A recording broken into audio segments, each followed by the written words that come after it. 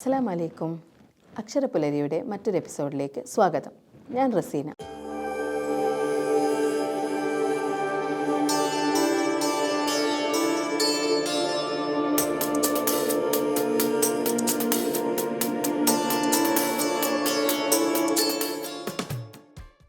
എല്ലാ എപ്പിസോഡിലും ഞാൻ കഥകളായും നോവലുകളായുമല്ലേ വരുന്നത്.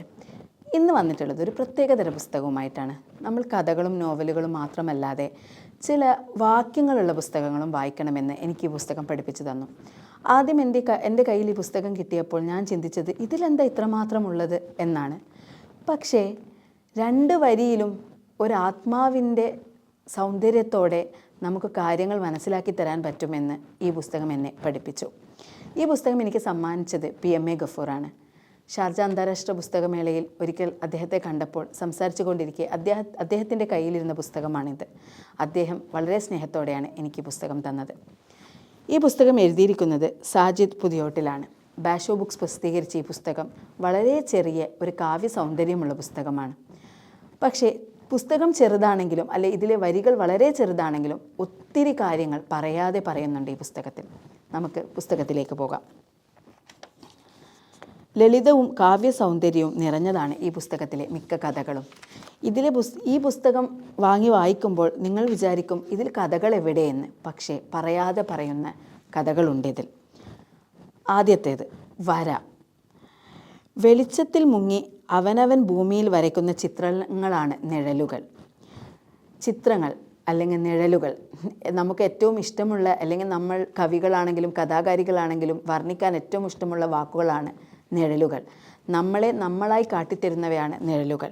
നമ്മുടെ നിഴലുകളുടെ നിശ്ചലമായ പ്രവൃത്തിയോ അല്ലെങ്കിൽ നമ്മൾ എങ്ങനെ നിൽക്കുന്നു, നമ്മൾ എങ്ങനെ നടക്കുന്നു എന്നതിനനുസരിച്ചായിരിക്കും നിഴലുകളുടെ സാന്നിധ്യം.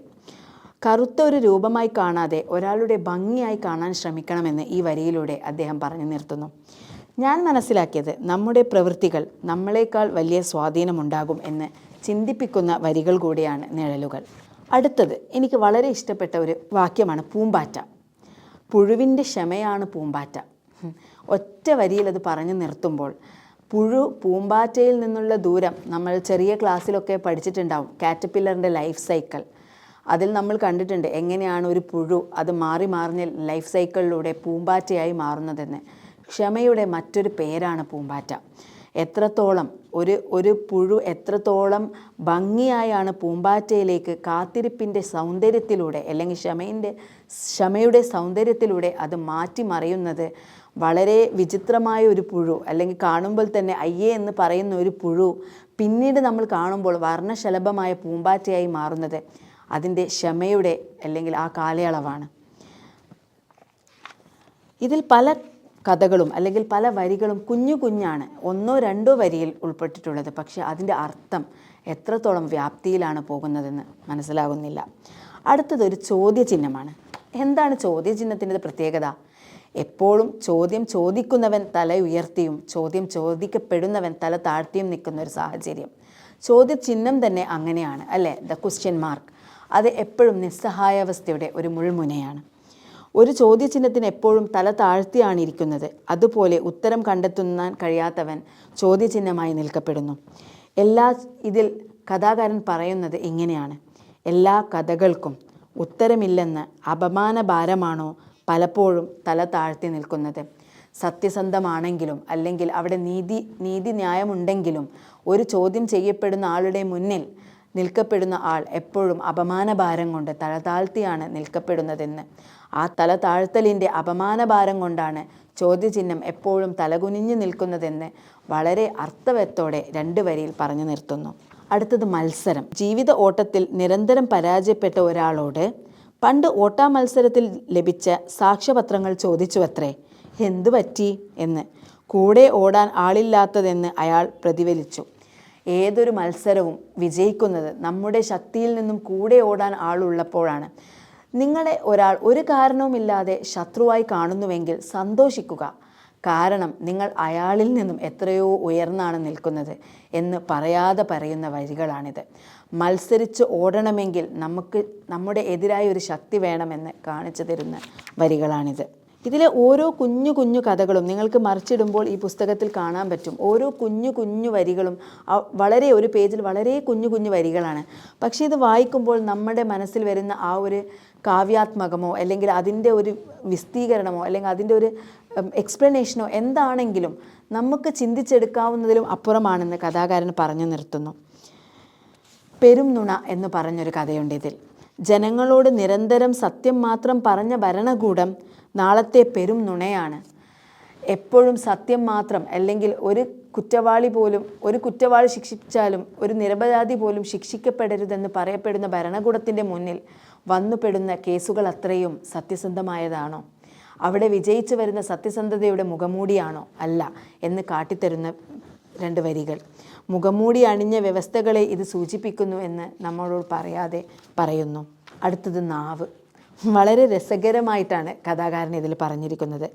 നാവ് മൊഴിഞ്ഞു അത്രേ, 2 ഭിത്തിക്കുള്ളിൽ സൂക്ഷിച്ച എന്നെ ദൈവത്തിന് പോലും ഭയമാണെന്ന്. എത്ര രസകരമായി നാവിനെ വർണ്ണിക്കാൻ ഇതിലും നല്ല വരികൾ വേറെ ഉണ്ടെന്ന് എനിക്ക് തോന്നുന്നില്ല. 2 ഭിത്തിക്കുള്ളിലെ നാവ് എന്ന് പറയപ്പെടുന്നത് പല്ലുകൾക്കിടയിലുള്ള നാവാണ്. വളരെ ഭയാനകമായ, വളരെ എല്ലാവരും ഭയക്കുന്ന ഒരു ആയുധമാണ് നാവ്, അല്ലേ? നാവിൽ നിന്ന് പുറത്തു വരുന്ന വാക്കുകൾ അത് ഏത് സ്ഥിതിയിലാണ് വരുന്നതെന്നും വാളിനേക്കാൾ മൂർച്ചയുള്ളതാണെന്നും കാട്ടിത്തരുന്ന വരികൾ. ഓരോ വാക്കിലും എത്ര ക്ഷമയോടെ ഉപയോഗിക്കണമെന്ന് ഈ 2 വരികൾ നമ്മെ പഠിപ്പിക്കുന്നു. ദൈവം പോലും ചില സമയത്ത് നമ്മെ നോക്കി നിന്ന് പോയിട്ടുണ്ടാവാം.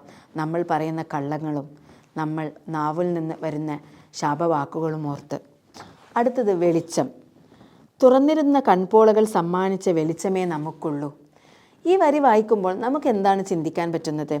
തുറന്നിരുന്ന കൺപോളകൾ സമ്മാനിച്ച വെളിച്ചമേ നമുക്കുള്ളൂ. ബോധവും കാഴ്ചയും മനസ്സിലാക്കണമെങ്കിൽ കൺപോളകൾ തുറന്നിരിക്കണം.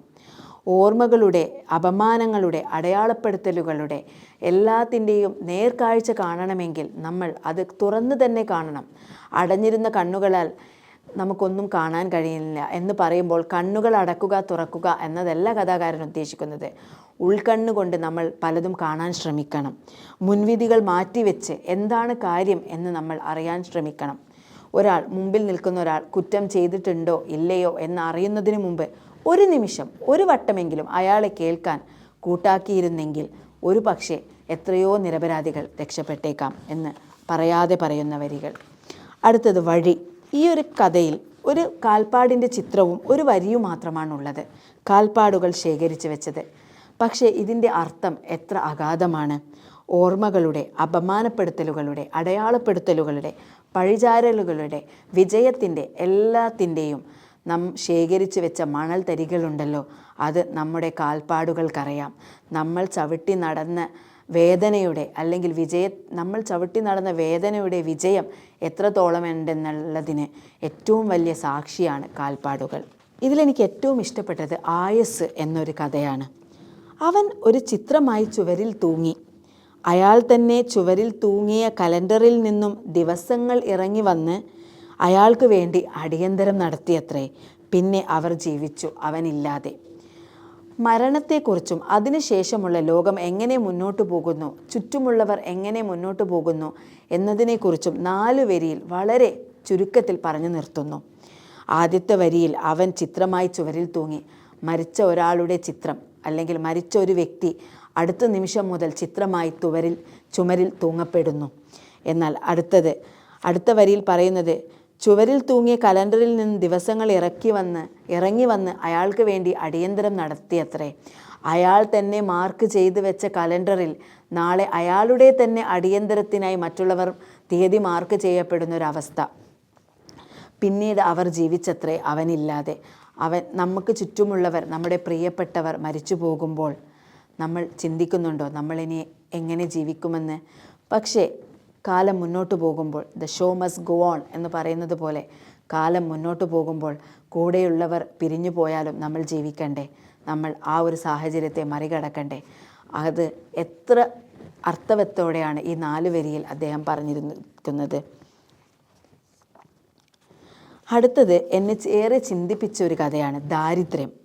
പണ്ട് കഞ്ഞിക്കലത്തിൻ്റെ വറ്റു പറഞ്ഞു പട്ടിണി ഇന്ന്.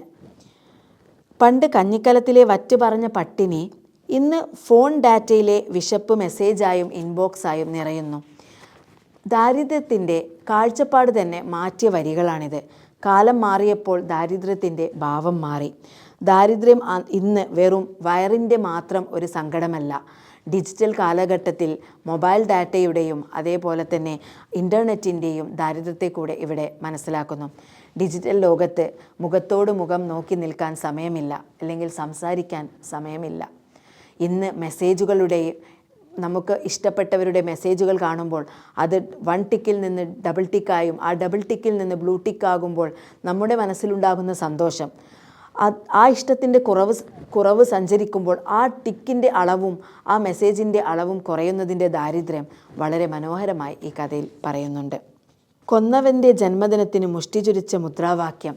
ഇവിടെ രാഷ്ട്രീയത്തിൻ്റെ ഈ കഥ അവസാനിക്കുമ്പോൾ, കൂലി എന്ന കഥയോടുകൂടി ഈ പുസ്തകം അവസാനിക്കുമ്പോൾ കൊന്നവനെ തന്നെ രാഷ്ട്രീയത്തിൻ്റെ നയതന്ത്രങ്ങളിലൂടെ വരച്ചു കാട്ടുകയാണ്.